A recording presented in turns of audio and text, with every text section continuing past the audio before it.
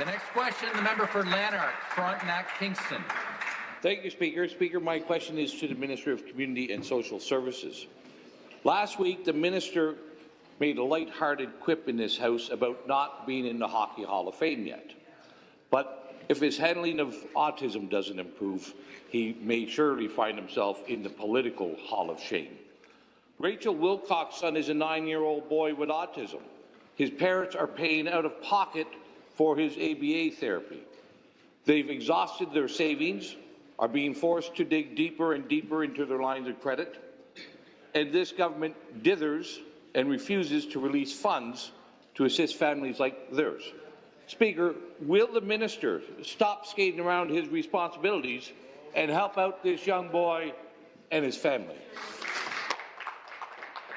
Minister of Children, Community and Social Services. Well, thanks very much to the member opposite for the question, and thank you, Speaker, for giving me the opportunity to respond. For the last 5 months, I've been honoured to be the Minister of Children, Community and Social Services, something that I am taking very seriously, Mr. Speaker. And the one thing that I can tell you about the autism file is over the last 30 years, dating back to the Bob Rae government, no government has ever got this file right, Mr. Speaker. And that's why over the last 5 months, I've been taking the time to crisscross the province and talk with interested stakeholders in every community, Mr. Speaker, while at the same time we had an Ontario Autism panel that was working deliberately. 18 days they met face-to-face, all-day sessions, Mr. Speaker, to develop an autism program in Ontario for the autism community in Ontario. This is going to be the gold standard when it's finally developed, Mr. Speaker, and I can tell you that my officials have been working extremely hard since getting the recommendations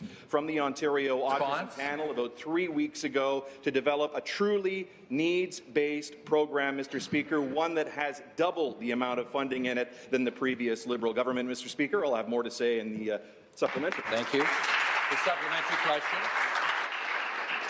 Thank you, Speaker. This government has been ragging the puck on autism. Speaker, and I say that because I spoke with Rachel Wilcox, and she heard back from the ministry, and this is what they told her. The ministry's first priority are young children, not older ones that are 9 years old like her son. Their second priority are those who have been on the wait list the longest, not her son, who has only been waiting nearly 3 years. 3 years is an eternity in a child's development. The minister stated this government has doubled, added $300 million for autism, but apparently providing it to families is not the ministry's priority. Speaker, can the minister tell this House and Rachel, when will her son become a priority?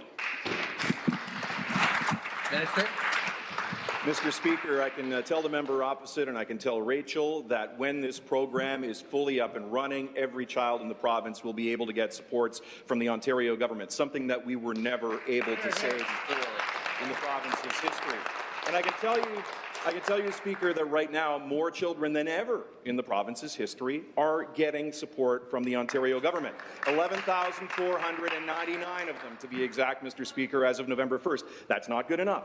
I acknowledge that. And that's why we continue to roll out childhood budgets to families across the province, and that is why we are continuing to work towards the gold standard Ontario Autism program, Mr. Speaker, so that families like Rachel's and families all across the province, I've heard from every member of this legislature, I'm sure, over the last 5 months about constituents or a number of constituents who aren't getting the services that they need. But with the investment of an additional $300 million and a truly needs-based program, we will be able to reach those families with the help that they're looking for, Mr. Speaker.